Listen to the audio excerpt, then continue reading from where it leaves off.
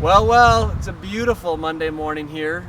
Early July, we're just basking. I don't even want to leave this spot. I am basking in the sun right now. It is a beautiful Central Oregon summer day. It is, and we're here to talk about our quarterly stats. Thanks so much, you guys, for opening up this newsletter and diving into what's going on here with Robbins Athletic Property Group.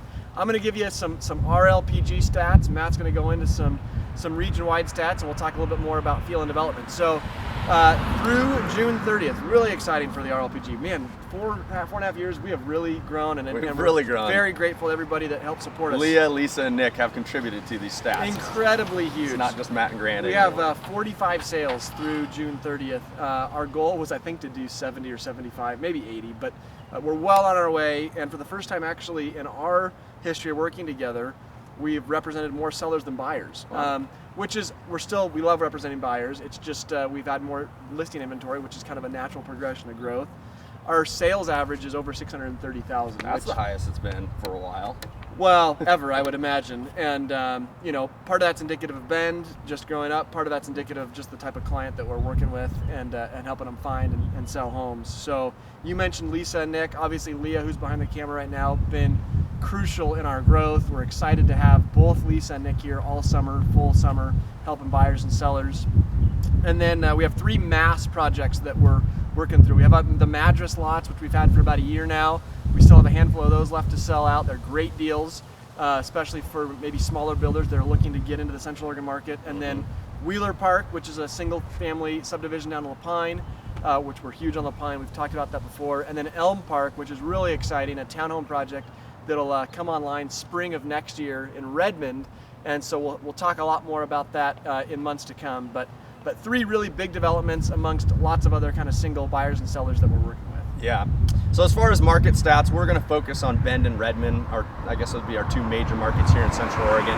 If you're interested in any of the other outlying communities, reach out to us and we can provide you stats on those as well. But it's interesting. There's typically a slowdown this time of year, and we're going to get into kind of our general feel about the economy. But the stats show otherwise. We feel like in talking with escrow officers, other agents, that this kind of beginning of summer, kids getting out of school has slowed down.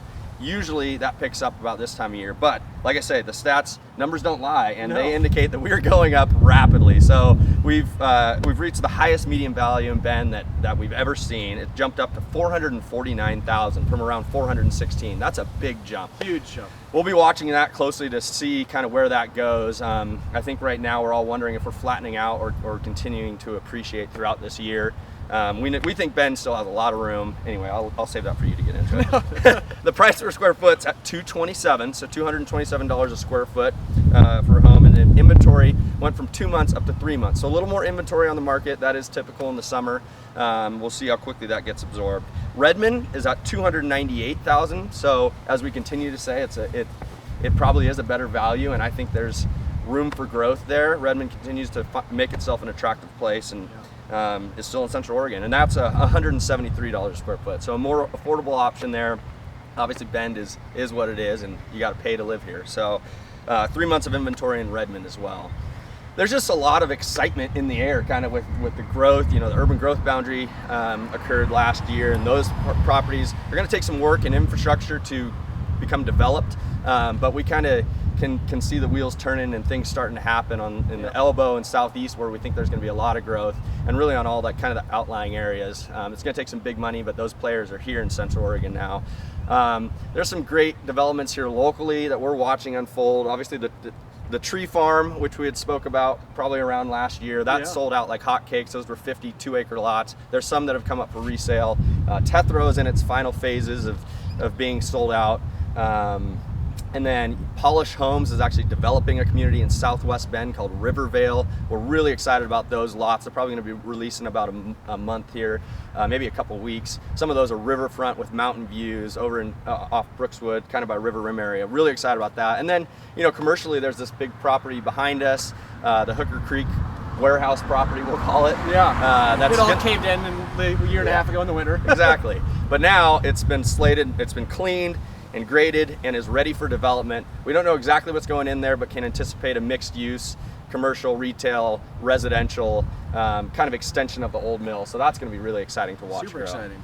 And I think that all of that, Matt, leads to just in talking about the feel of the overall, like you said, economy, especially as it relates to real estate, is Bend and Central Oregon in general are still incredibly attractive. And as high as prices have gone, compared to California, compared to Portland, compared to Seattle, we're still seen as a real big value. And so that's why you have people that are moving here in droves, in masses. There's good and bad that goes along with that. We get it. We understand that more people means more traffic and more issues. But at the same time, we do have more room to develop. And so we feel really good about the long-term growth and health of the real estate market. And you look at the economy numbers in general as an indicator, and you look at job growth and unemployment numbers both nationwide and locally and regionally, and all of those are pretty strong indicators. And when you have people that feel good about their jobs and their paychecks, they're going to be okay spending money on houses. And the last thing we would say, and Matt and I try to do a really good job of polling our title and escrow offices that see all of our transactions come through. And one thing that we're always asking when we go to signings is, hey, how many all cash deals are you seeing? How many deals are you seeing where you're putting 20, 30, 40% down as opposed to 0% down, 5% down? And to a man, almost every single time we ask that question, we're getting numbers of 30 to 40% all cash. And beyond that, almost everything is 20% down or higher. Very little mortgage insurance that is having to go on these loans. And so that shows that buyers are strong. And there's not a lot of these marginal buyers that are going to absolutely flood the market with short sales and foreclosures when and if the economy does turn slightly. Yep, feels like a very healthy market right now. Grant said something interesting this morning to Lisa, and I'm gonna hold him to this, and you guys can too. But if you're questioning whether it's an expensive time to buy in Bend, and a lot of people are, Grant says that homes that are like a $600,000 home right now will be worth $1 million in 10 to 15 years in Bend. Is that what you said? I did. I think it was 650, so I want to give myself a little more room. But 600. But the general feel, I do believe that. I agree with you. Yeah. So I think there's still a lot of opportunity in Central Oregon. We're still finding great deals for buyers, and even people who might have to step up to the plate and pay what feels like a lot right now, I think in the long run are going to do very well for themselves. Absolutely. If you're here to stay, don't worry about what you're going to pay if you feel like your mortgage is safe, because it's only going to go up. So that's what we got. I hope you guys enjoy summertime. Oh, by the way, what we're looking forward to in the third quarter are 2 new additions to Robinson Ledwick, and they're not going to be working additions, but we have Leah and her husband James due with their first kid in 2 days. Little Quinn is going to join us, and then Matt and Kristen are going to welcome their second daughter next month. So we're really excited for the third quarter, not just with real estate, but just with the RLPG family growing. So we'll keep you posted on those things. Get to work training some new agents. New agents, that's right. That's right. All right. Thanks. Signing off.